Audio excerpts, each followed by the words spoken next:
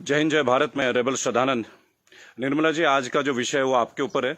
आप हमारी वित्त मंत्री हैं, फाइनेंस मिनिस्टर हैं, और मैं आपका टीवी के एक प्राइवेट चैनल में दिए गए इंटरव्यू के ऊपर देख रहा था और उसके ऊपर अपनी कुछ प्रतिक्रिया रखना चाहता हूं। मुझे बहुत दुख हुआ आपके कमेंट सुन के मैम।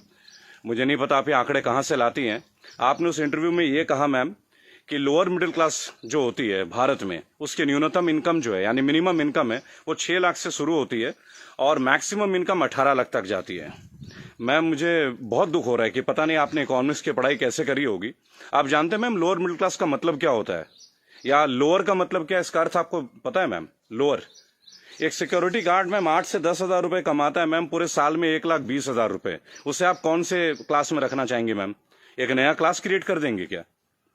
6 लाख रुपए मैम, जानते हैं 6 लाख रुपए क्या होता है मैम? 6 लाख में अगर लोअर मिडिल क्लास फैमिली को मिलने लगे ना मैम, वो उसमें से 4 लाख रुपए साल के सेव कर लेंगे।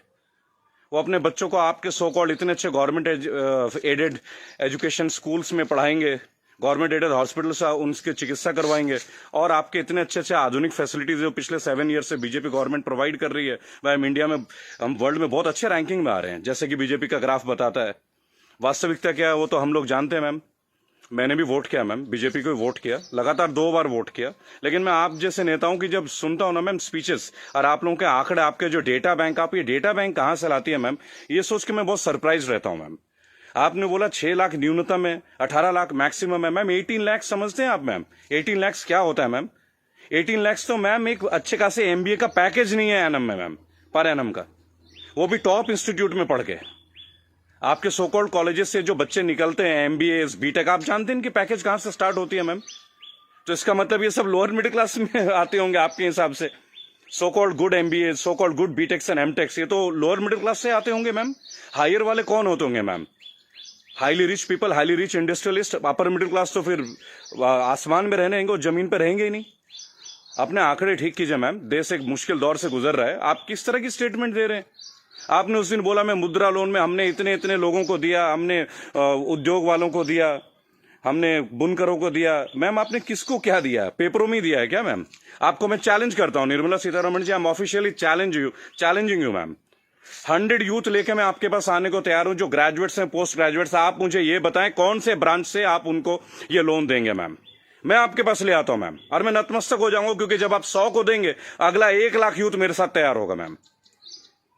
केवल टीवी में आके ऐसे इंटरव्यूज मत दीजिए मैम। आप लोग अपने घरों में बैठ के थाली पीट रही हैं और आके अपने ये वक्तव्य सुना रहे हैं। अरे आप लोगों को अंदर आइए मैम, लोगों के बीच आइए। आपको तो अभी तक लोअर मिडिल क्लास फैमिली के डेफिनेशन नहीं मालूम है। और मैम एक सवाल है मेरा आपसे और मोदी गवर्नेंस से, आप मुझे ये बताएं मैम कि राजनीति एक सेवा है या नौकरी है? मेरे स्पीचेस बेसिकली मैम कभी होते नहीं है, मैं लिख के कभी नहीं लाता मैम। जो मेरी खुद की फीलिंग्स है, मैंने अपने नाम में रेबल शब्द इसलिए, क्योंकि जो गलत है मैं तो बोलूंगा ma'am. I have the right to express my views. आप मुझे ये बताएं मैम, पॉलिटिक्स, राजनीति, इज इट, ये सेवा है मैम या नौकरी है? अगर सेवा है तो मैम आप लोग तनख्वाह मत लीजिए मैम, और पेंशन मत लीजिए। इतनी हाई सैलरी है आप लोगों की, इतनी फैसिलिटीज है मैम, टेलीफोन कॉल्स की फैसिलिटी, एसी की फैसिलिटी, बिजली की फैसिलिटी, ड्राइवर की फैसिलिटी, हाई क्लास ट्रेन की फैसिलिटी, फ्लाइट्स की फैसिलिटी, पेट्रोल की फैसिलिटी। मत लीजिए मैम। आप आइए, लोअर मिडिल क्लास फैमिली की तरह लाइफ को स्पेंड कीजिए, अगर आप सेवा करना चाहती है मैम। और अगर ये नौकरी है मैम, पॉलिटिक्स, अगर राजनीति आप लोगों के लिए नौकरी है मैम, तो इसका कोई एजुकेशनल मापदंड होगा ना मैम, कोई एजुकेशन क्राइटेरिया तो होगा। मोदी जी, मैं आपसे क्वेश्चन पूछना चाहता हूं कि ऐसा कौन सा डिग्री ले लिया मैं निर्मला सीतारमण जी ने, जो आप एक पहले इनको आप डिफेंस मिनिस्टर बनाते हैं, चंद महीनों के बाद आप इन्हें मिनिस्ट्री ऑफ फाइनेंस दे देते हैं। अरे डिफेंस तो हमारी शक्ति परीक्षण की बात है। It is about our valour, it is about our strength, it is how much mentally fit we are, how much physically tough we are. How can you give a position, both the position to same person? Are they eligible for the same post ma'am? Sir क्या ये दोनों same post के लिए eligible होते हैं क्या? मुझे लगा था कि आपने कहा था अच्छे दिन आएंगे तो ठीक है, आप क्राइटेरिया को बदलेंगे। सर आपने तो क्राइटेरिया नहीं बदला, आपने तो दूसरे दलों के नेताओं को अपने पार्टी में लेके आ गए, उनको भगवा रंग दे दिया, उनको नेताएं बना दी।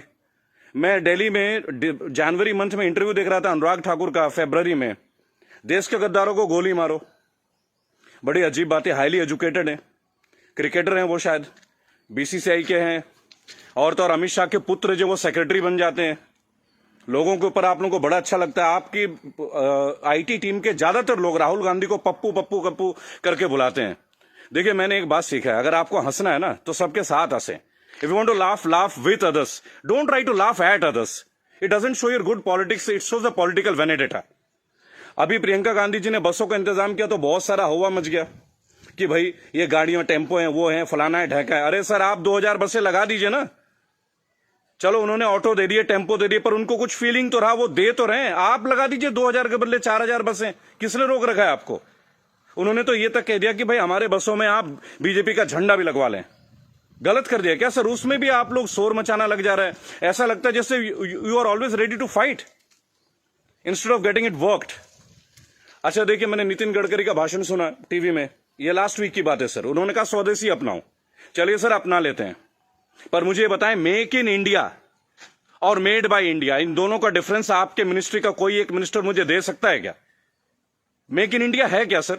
आप जमीन देते हैं सैमसंग को, जमीन देते हैं ओप्पो को, वीवो को, चाइनीज कंपनी को, साउथ कोरियन कंपनीज को, वो आके अपना प्लांट लगाते हैं, इंडियंस को हायर करते हैं, और उसके बाद प्रॉफिट जो है वो उनके अकाउंट में जाता है, सैलरीज आता है इंडियंस के अकाउंट में। तो मुझे ये बता दें कौन सा मेक इन इंडिया सर? आप मेड इन इंडिया कीजिए ना, आप अपने इंडस्ट्रीज लगाइए, आपको पैसा रेवेन्यू अपने पास रोकिए। अगर इतना दम होता ना सर हमारे मैकेनिज्म में, आपको चैलेंज कर रहा हूं, आप मैकडोनल्ड्स की तरह एक आउटलेट बना लेते सर।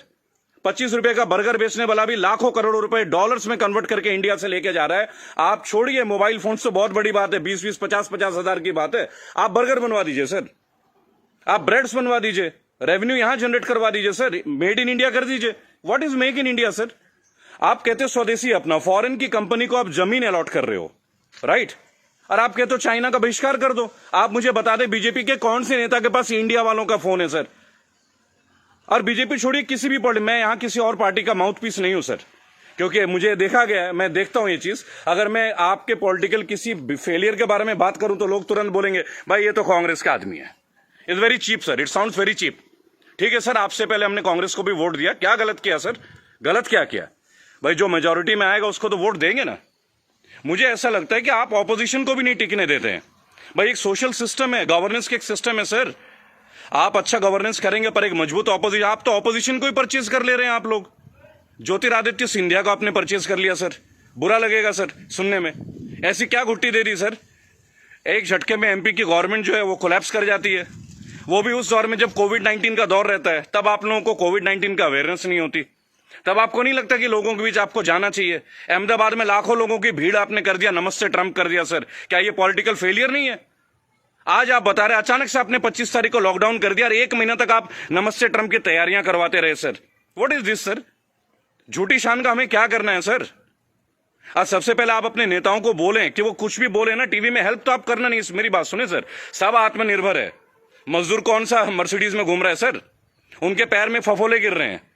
मैंने देखा निर्मला जी ने एक स्टेटमेंट दी, एक लेडीज बेचारी सूटकेस में, उसका बच्चा सूटकेस में बैठा हुआ घसीट के ले जा रही है, तो वो जवाब देती है कि राहुल गांधी को वहां नहीं बैठना चाहिए, राहुल गांधी को वहां जाना चाहिए। अरे राहुल गांधी को जो करना चाहिए वो छोड़िए, आपको क्या करना चाहिए? गवर्नेंस आपकी है, सेंट्रल में आप हैं, पिछले 7 साल से आप लोग हैं सर। हमेशा क्या स्टेट को फेल करते रहोगे क्या, या हमेशा ऑपोजिशन को गालियां देते रहेंगे आप लोग? सर मोदी जी चाय वाला पीएम बन सकता है, सुना था, देख भी लिया सर, बराबर। बाकी चाय वालों का क्या सर? बाकी लोगों का क्या सर? प्रवासी मजदूर छोड़िए, प्रवासी क्या होता है सर? सब भारतीय मजदूरी तो है। हर पूरा देश तो वैसे भी मजदूरी कर रहा है सर, पूरा देश मजदूरी कर रहा है। आप जितना ग्रोथ दिखा दो सर, ग्रोथ क्या है वो तो लोगों के जेब में आके देखो ना, लोगों के घर में आके देखो, बैंक अकाउंट में आके देखो कि पैसे हैं किन के पास और किन के पास नहीं है। मैं एक रिक्वेस्ट करूंगा सर आपको, आप अपने मिनिस्टर्स को काइंडली एक इंस्ट्रक्शन दें कि वो कुछ भी वक्तव्य दे। बहुत बुरा दौर है सर, इस बुरे दौर में कम से कम स्टेटमेंट्स अच्छे दें। कुछ अच्छा कर ना सके तो अच्छा बोल ही लें, लोग तो अपना कर ही लेंगे ना सर। सड़क में बच्चा मर जा रहा है, माँ बाप उसे कैरी कर रहे हैं, इससे ज्यादा दुखद स्थिति क्या हो सकती है सर? ये कोई पॉलिटिकल बात थोड़ी है। लेकिन मेरा एक सवाल हमेशा आपके साथ रहेगा सर, कि आप एक बात का जवाब जरूर दें। और जो भी लोग इस वीडियो को देख रहे हैं, अगर आपका संपर्क किसी भी पार्टी से है, कांग्रेस से है, समाजवादी पार्टी से है, तृणमूल कांग्रेस के लोगों से, कृपया मेरा वीडियो उन तक पहुंचाएं और उनको बोलें कि ऑपोजिशन इसलिए कमजोर है, केवल एक कारण है, क्योंकि इन पॉलिटिकल ग्रुप्स के जितने भी लोग होते हैं ना सर, जो सो कॉल्ड प्रदेश प्रवक्ता होते हैं, शायद वो बेहद कमजोर हैं। सांबित पात्रा से कैसा बहस कर रहा है मुझे खड़ा कीजिए सर, मैं बताता हूं सांबित पात्रा से क्या बात करनी है, डेटा के साथ। स्मृति ईरानी के साथ बात करना है, मैं करूंगा सर। मैं उनसे पूछूंगा उनका क्या एजुकेशन क्वालिफिकेशन था जो उन्हें शिक्षा मंत्री बना दिया गया था। आप सीबीएसई को हैंडल, मेरे पास बहुत मुद्दे हैं सर, देश के करंट मुद्दे हैं। और सर चिंता मत कीजिएगा, मुझे आपसे कुछ हेल्प नहीं चाहिए सर, प्लीज। फाइनेंशियली मुझे आपसे कोई हेल्प नहीं चाहिए, आपकी पार्टी से तो कम से कम कुछ भी नहीं चाहिए। मेरे दोस्तों, अगर आप ये वीडियो देखते हैं प्लीज शेयर कीजिए। मैं चाहता हूं कि एक बार मंच पे आने का मौका मिले सर। और अर्नब गोस्वामी जी, आप जो जिनको बुलाते हैं दूसरे ग्रुप के लोगों को, बोलते it is my show, it is my show, god damn it, if it is your show why are you calling other people man? Don't call them. अगर आपको लोगों को बुलाना है, बात करना है तो मिलें, बात करें, उनकी सुने। केवल चिल्लाने से आप अच्छा एंकर नहीं बन जाते sir. I am very sorry to say that is the worst type of journalism I have ever seen. I am very unhappy sir. मुझे लगता था आपके अंदर स्पिरिट है, पर आप तो लोगों को शोर मचा के चैनल ब्लॉक कर देते हैं, उसको बाहर कर देते हैं। What is this way of journalism sir? कि मेरे इस सवाल का जवाब दीजिए। मेरे इस क्या फिल्मी शूटिंग करते हैं क्या सर आप? चलिए सर, मुझे बुलाइए अर्नब जी, एक बार अपने चैनल पे बुलाइए मुझे। 5 स्टैटिस्टिक्स पे बात करूंगा, ग्राफ के साथ बात करूंगा, डेटा के साथ बात करूंगा आपके साथ। उसके बाद अगर आपकी बोलती ना बंद कर दी ना सर, तो मेरा नाम बागी श्रद्धानंद नहीं।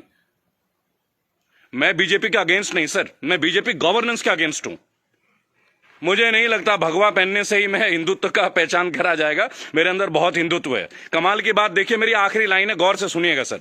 श्रद्धानंद पति मेरा नाम है, जाति से मैं ब्राह्मण हूं, पढ़ा हूं क्रिश्चियन स्कूल से, saint Mary's English high school, और गर्व से कहता हूं सर, फादर हुआ करते हैं वहां पे, फादर गॉल्बर्ट फर्टैडो, अब नहीं रहे सर, हमारे फॉर्मर प्रिंसिपल। क्या कमाल की शिक्षा दी है सर। इतने आईआईटीएन से निकलते हैं सर, कभी आप लोगों की जरूरत नहीं पड़ी सर। मुझे ताज्जुब लगता है, अंगूठा छाप के नीचे एमटेक वाला बंदा काम कर रहा है और हम उनको सुन रहे हैं। What the hell is going on sir? कहां है आपके अच्छे दिन? बुलाइए ना सर एक बार चैनल में। आपके जितने भी प्रवक्ता है ना सर, जितने भी प्रवक्ता है, अगर 10 मिनट का टाइम दे देना सर, उनकी बोलती बंद कर दूंगा। जय हिंद, जय भारत। मैं जानता हूं बहुत सारे लोग मेरे बातों से शायद नाराज हो, पर नाराज होना आपका काम है सर, मेरा नहीं। सही मुद्दे पे तो मैं बात करूंगा, जो नाजायज बात लगती है उसका तो मैं करूंगा सर। रेबल हूं तो रेबल की तरह पेश आऊंगा। जय हिंद, जय भारत। अगला मुद्दा 2 या 3 दिन के अंदर स्टैट्स के साथ आऊंगा सर। और मेरे दोस्तों, मैं दोबारा एक रिक्वेस्ट करता हूं, काइंडली अगर आप लोगों के पास कोई कॉन्टैक्ट है, मेरा वीडियो तमाम पॉलिटिकल ग्रुप्स के पास भेजें, एक मंच पे आने का मौका दें। इन्हें बताऊंगा सर, इन्हें बताऊंगा इन्होंने झारखंड के लिए क्या किया है, इन्होंने बंगाल के लिए क्या किया है, इन्होंने केरल के लिए क्या क्या, अरे उत्तर प्रदेश के लिए क्या क्या, वो भी बता दूंगा।